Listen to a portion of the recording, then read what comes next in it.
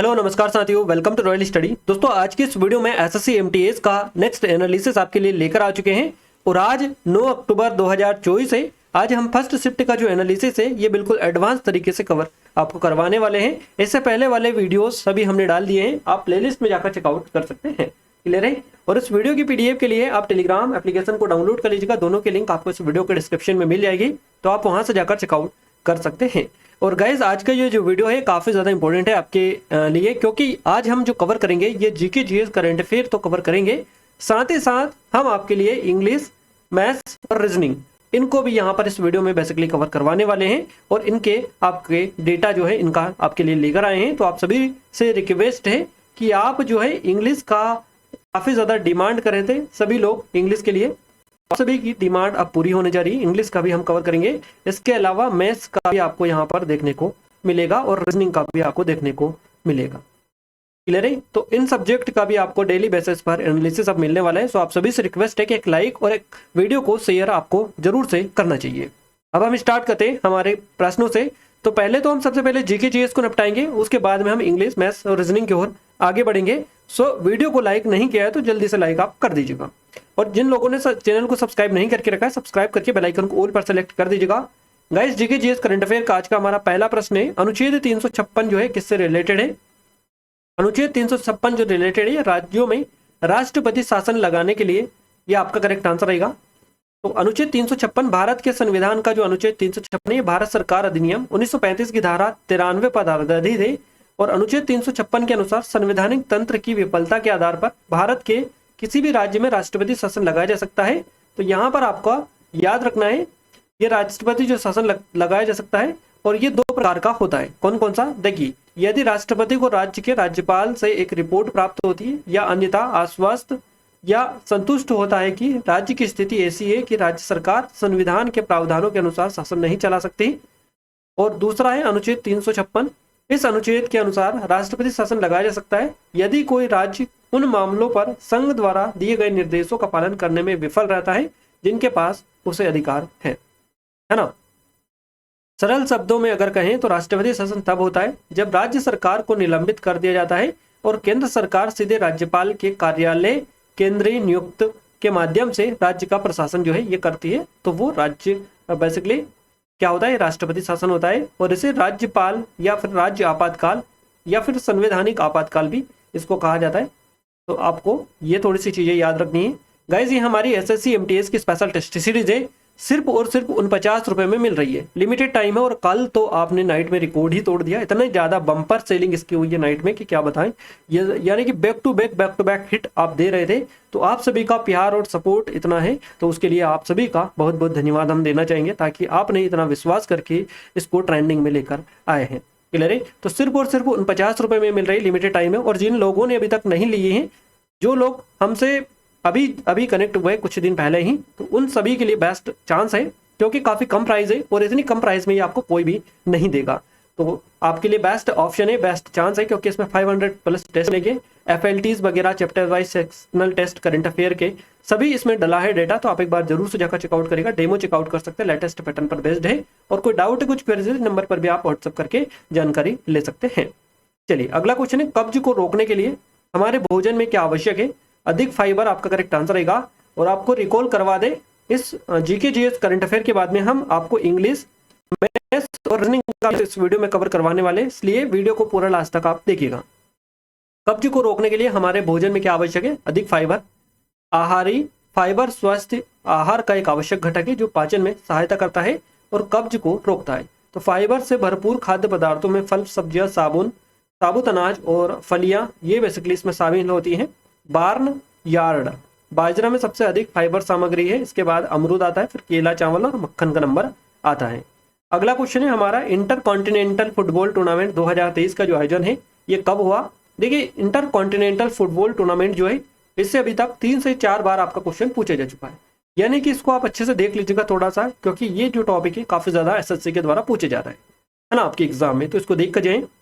Inter continental football tournament 2023 का जो आयोजन हुआ ये 9 से 18 जून 2023 के बीच उड़ीसा में हुआ है, उड़ीसा भुवनेश्वर में। तो याद रखना काफी ज्यादा इंपॉर्टेंट है। 2023 इंटर कॉन्टिनेंटल कप प्रायोजन कारणों से 2023 हीरो इंटरकॉन्टिनेंटल कप के रूप में जाना जाता है।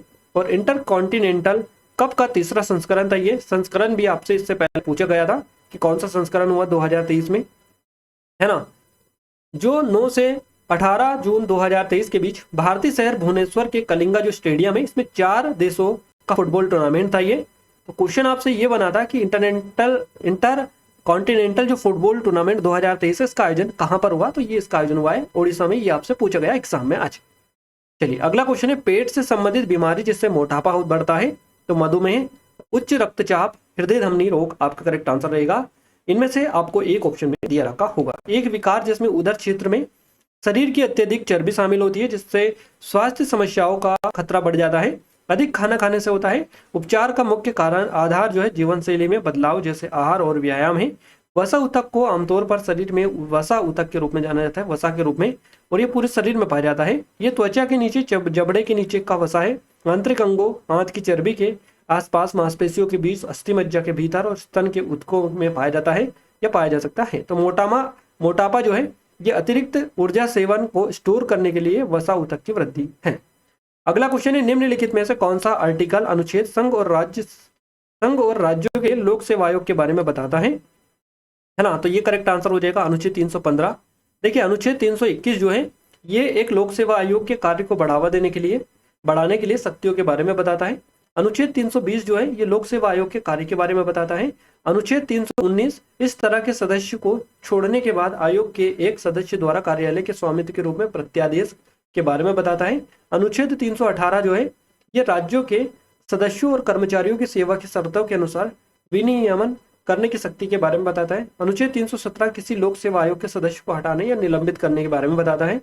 अनुच्छेद 316 कार्यालय के सदस्यों की नियुक्ति और कार्यकाल के बारे में बताता है। और अनुच्छेद 315 जो कि राज्य और संघ और राज्यों के लिए लोक सेवा आयोग के बारे में बताता है। तो आपको ये सारे आर्टिकल याद रखना है, काफी ज्यादा इंपॉर्टेंट है। अनुच्छेद 315 से लेकर अनुच्छेद 321 ये संघ लोक सेवा आयोग से ही रिलेटेड है। अगला क्वेश्चन है, भारत में वस्त्र उद्योग को रोकने के लिए किसने एक अधिनियम लागू किया था।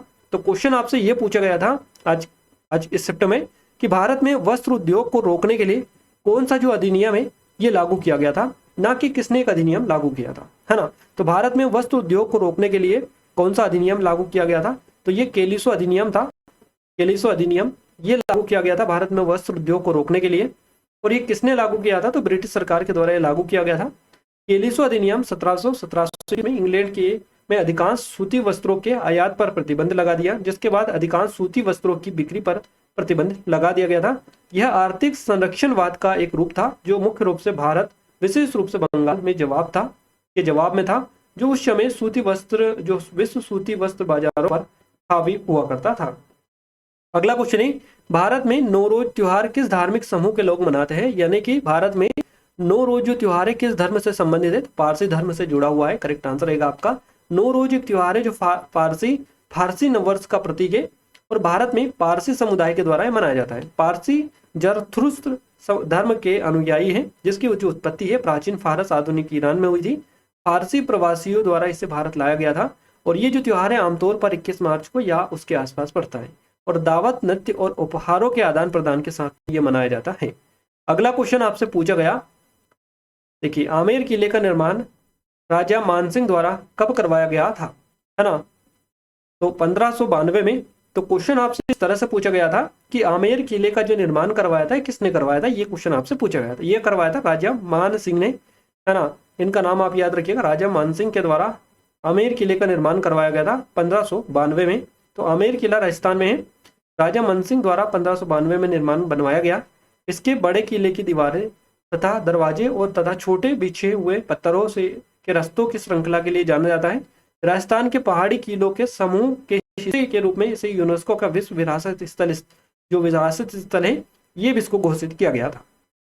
अगला क्वेश्चन है, कृषि को गलत मानने वाला कौन सा धर्म है, तो ये जैन हो जाएगा, जैन धर्म, जैनिज्म करेक्ट आंसर रहेगा। महावीर ने वेदों के अधिकार को खारिज कर दिया और वैदिक अनुष्ठानों पर आपत्ति जताई।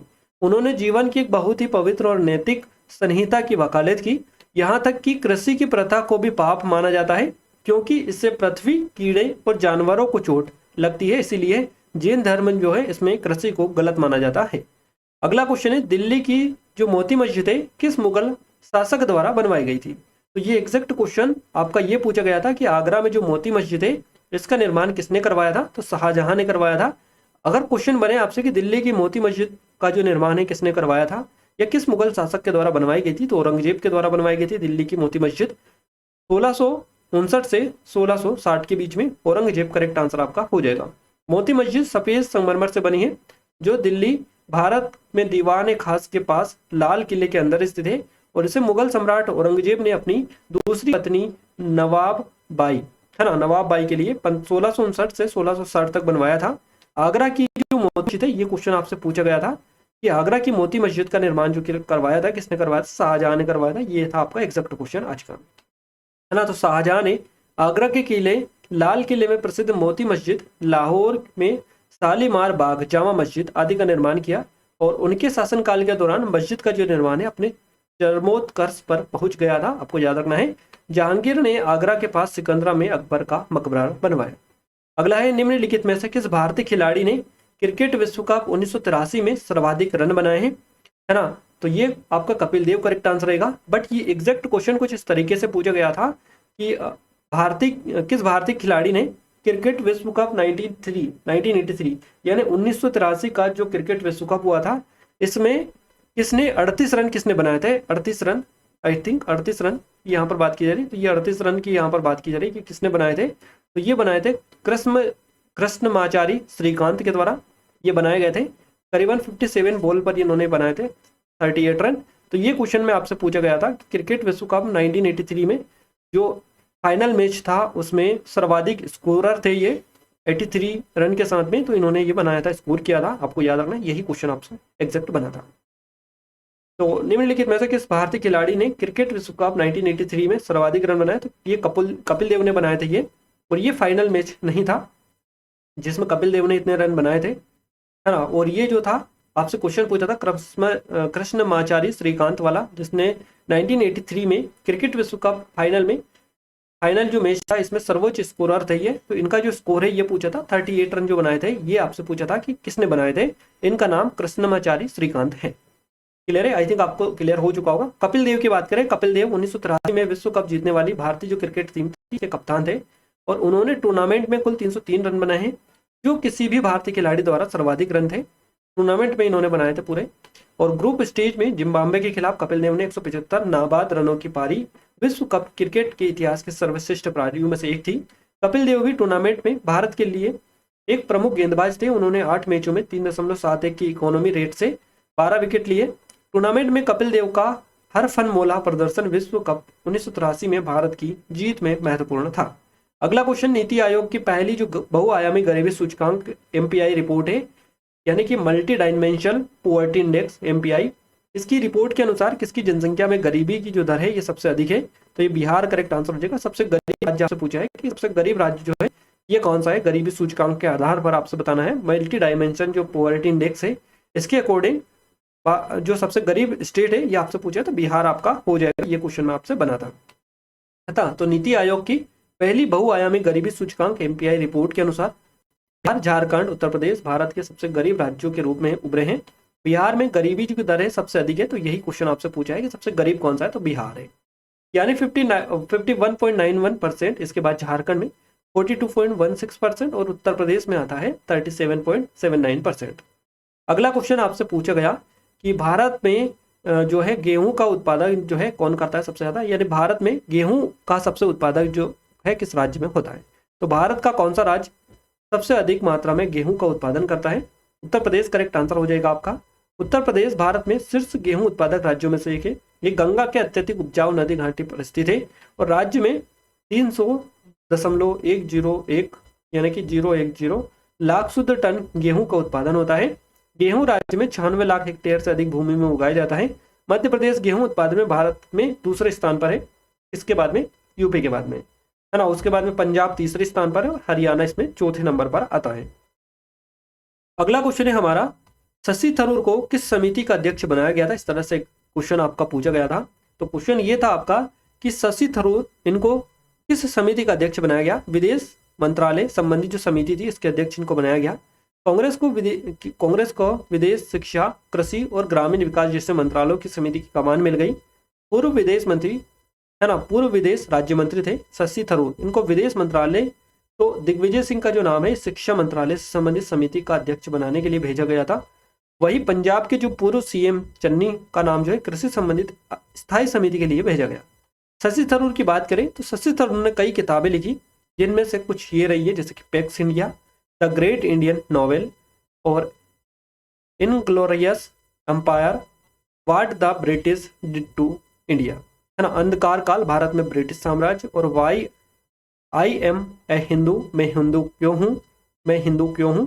ये इनकी कुछ इंपॉर्टेंट पुस्तकें हैं, इंपॉर्टेंट बुक्स हैं, तो आप इनको जरूर से एक नज़र देख लीजिएगा, क्योंकि इससे पहले भी शशि थरूर के बारे में एक पुस्तक पूछी गई थी, जा चुकी है। अगला क्वेश्चन है, रोशन कुमारी किस भारतीय शास्त्रीय नृत्य की शैली के प्रतिपादक है? तो कथक आपका करेक्ट आंसर हो जाएगा। भारतीय शास्त्रीय नृत्यांगना, अभिनेता और कोरियोग्राफर रोशन कुमारी भारत से हैं। कथक से इनका संबंध है। भारतीय शास्त्रीय नृत्य शैली के सबसे महत्वपूर्ण कलाकारों में से एक माना जाता है इनको। जयपुर घराने की आराधक है और मुंबई में नृत्य कला केंद्र के निर्माता है, जो कथक के विकास के लिए स्पेशली समर्पित है, संस्थान है। अगला है, भारत सरकार का या सरकार का संसदीय स्वरूप जो है पहली बार किस देश में लागू किया गया था? तो क्वेश्चन ये पूछा गया था कि संसदीय जो प्रणाली है, भारत में संसदीय जो प्रणाली है किस देश से ली गई है? तो भारत में संसदीय प्रणाली जो ली गई है, ये ली गई है ब्रिटिश से, ब्रिटिश संविधान से ये ली गई है। ये क्वेश्चन आपका एग्जैक्ट पूछा गया था। सरकार का संसदीय स्वरूप पहली बार किस देश में लागू किया गया था? तो ये ग्रेट ब्रिटेन, यूके में, यूनाइटेड किंगडम में लागू किया गया था। बिल्कुल, तो आपका एग्जैक्ट क्वेश्चन जो पूछा गया था ये था, भारत में संसदीय प्रणाली किस देश से ली गई? तो ब्रिटिश से ये ली गई, ब्रिटिश संविधान से ली गई।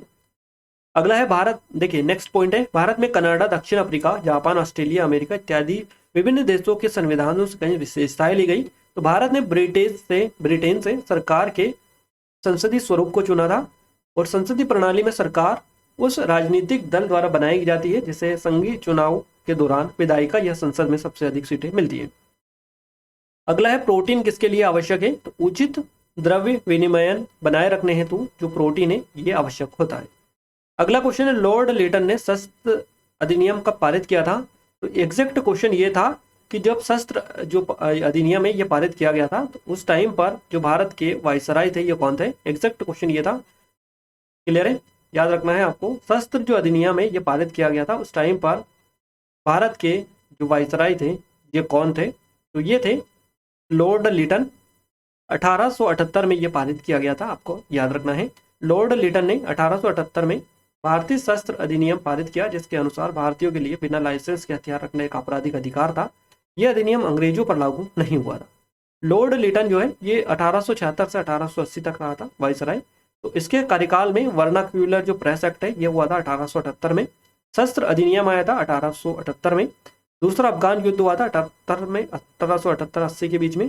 और रानी विक्टोरिया ने कैसरे हिंद या भारत की महारानी की उपाधि धारण की। तो ये सारी जो घटना हुई थी ये लॉर्ड लिटन जो वायसराय था इसके कार्यकाल में हुई थी।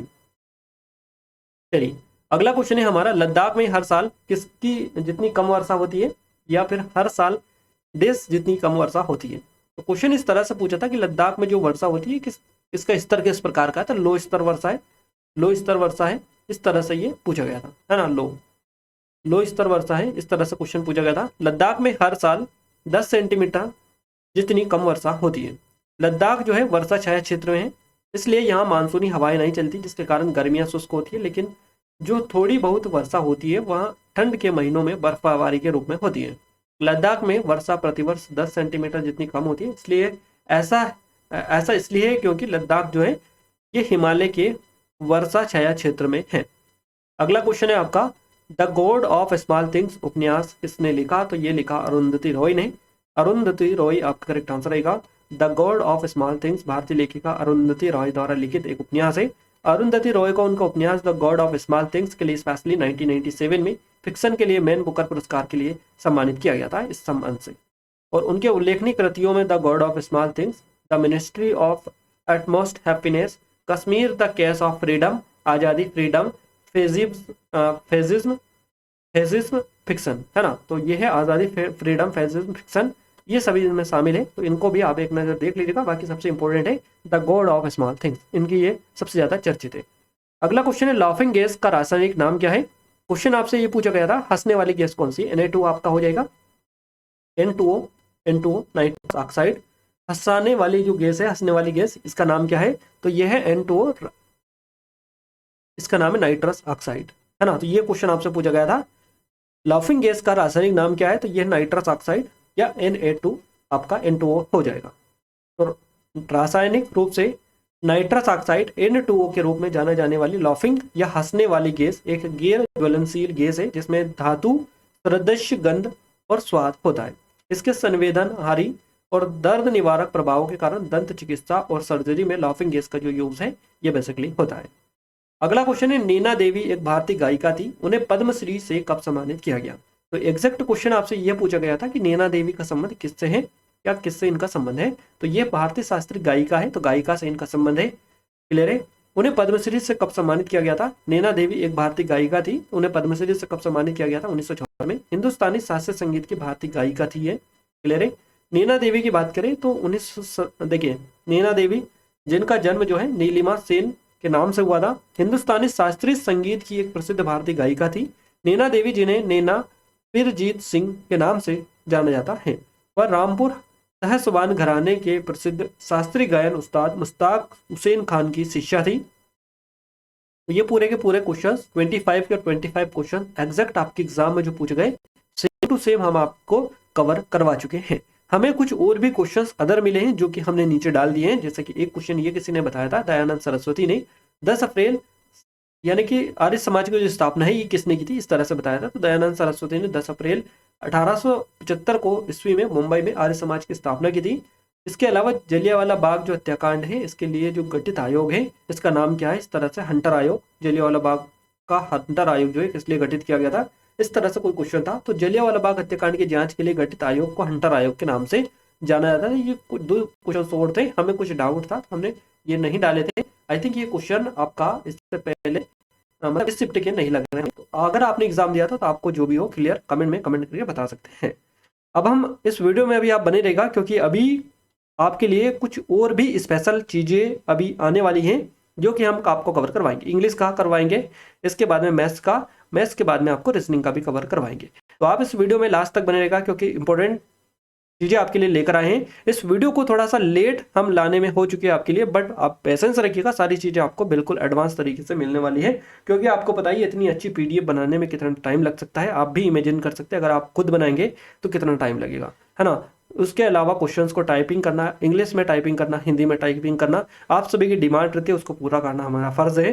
तो आप सभी भी थोड़ा कॉपरेट करके चलिएगा चीज़ों को, क्योंकि इसमें टाइम भी लगता है, आपको पता ये आई थिंक होगा।